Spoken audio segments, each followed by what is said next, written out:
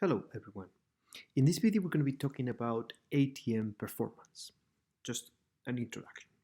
So far, right, we have kind of covered the air traffic management system as a whole, right? We've seen the different air navigation services that are CANS enabled. We have communication, navigation, and surveillance on top of an structure of routes, on top of flow management practices, and on top of what air traffic controllers do to monitor traffic during execution. We've also seen all the different processes, right, through which a flight plan has to go from months before the operation to actually the real execution of the flight. So more or less we have understood all the different pieces that compose the air traffic management system, at least to a certain level. Now, the question is as follows. Is this ATM system or air navigation system efficient?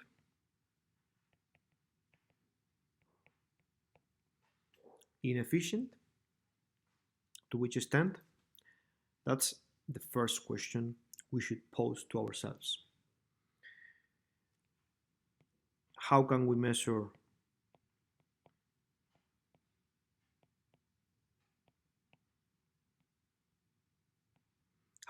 how efficient or inefficient the system is?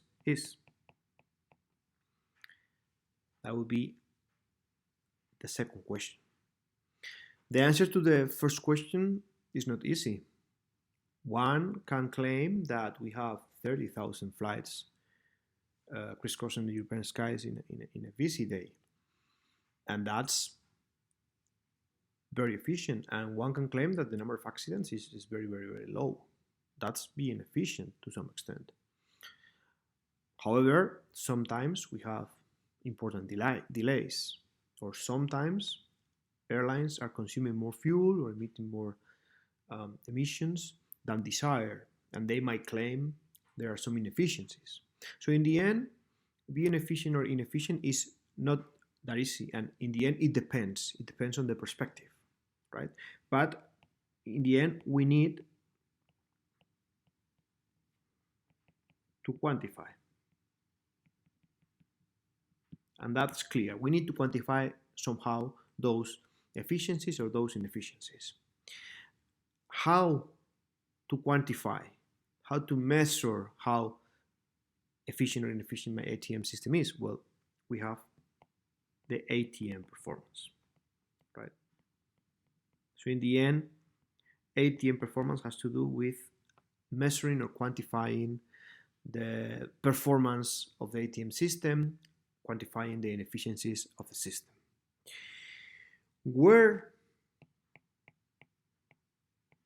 do we find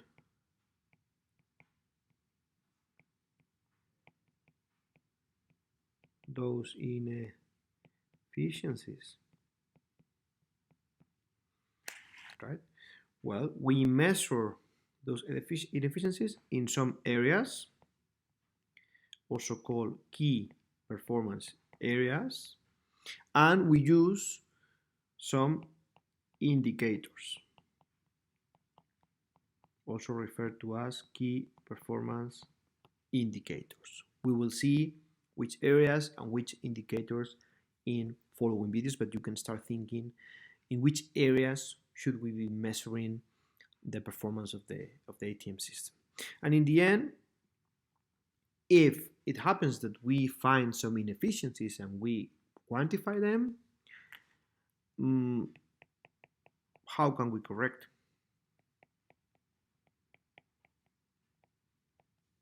those inefficiencies that might have been eventually noticed or measured?